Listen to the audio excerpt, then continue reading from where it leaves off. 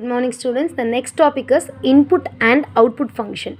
So this is a very important 5-mark question. Input and output functions. In a C++, cout statement is used for the output function and cin for get in, that is input function. So input function is used to get the data from a user with the help of the input function, and cout in the sense whatever we have to display in output page, that will be appear in a output statement. So in a C++ we are using get in, cin we are used for the output statement, we are using a cout. In a Python we are using a input function. It is looking like input function is for inputting, getting the information instead of cin, and print instead of cout. In a Python we are using a print statement for the output. So in a Python for a get in process, get the data for the inside with the help of the input function, and whatever it will display in output, that will be appear in a print statement. In a simple example I will show. So first I am declaring a x. The variable name is x. In the x I'm giving a 2. It's a simple addition program. For addition we need two values. So first value is value 1 and value 2.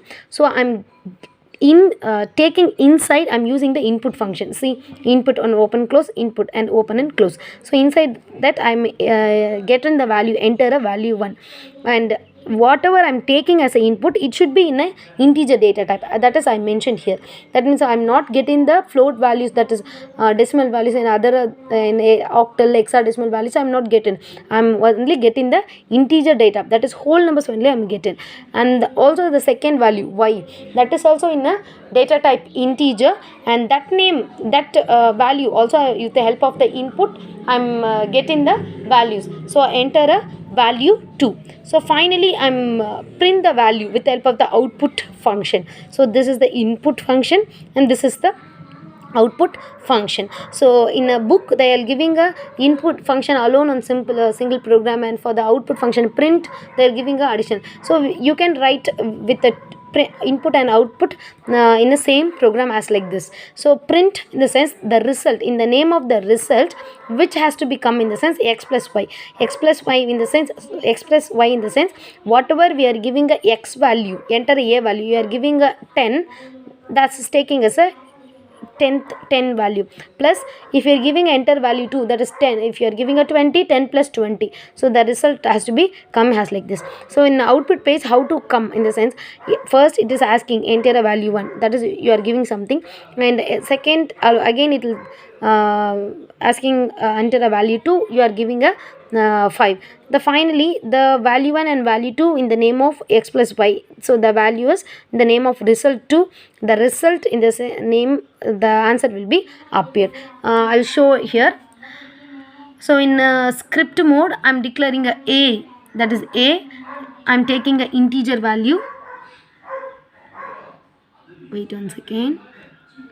I'm taking a in the name of a, in the name of p, I'm taking two values, enter a number 1 and enter a number 2.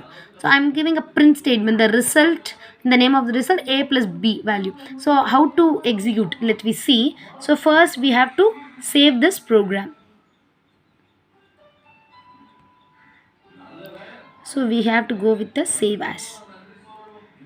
So I can save with the add, in the name of add. So add dot py, with the extension py it should save. So this program has to be saved with the addpy. So we can run this. So run module, directly we can give F5, otherwise you go with the menu bar, run and run module. So I am running. So it is asking enter a number 1, as like this it is asking number 1. I am giving a 10. So I am pressing enter. Again it asking enter a number 2. So I am giving a 28. The first number is 10, the second number is 28. So finally the name of the result, the answer will be, has to come. The result is 38, the answer is come. So this program is belong with the input and output function.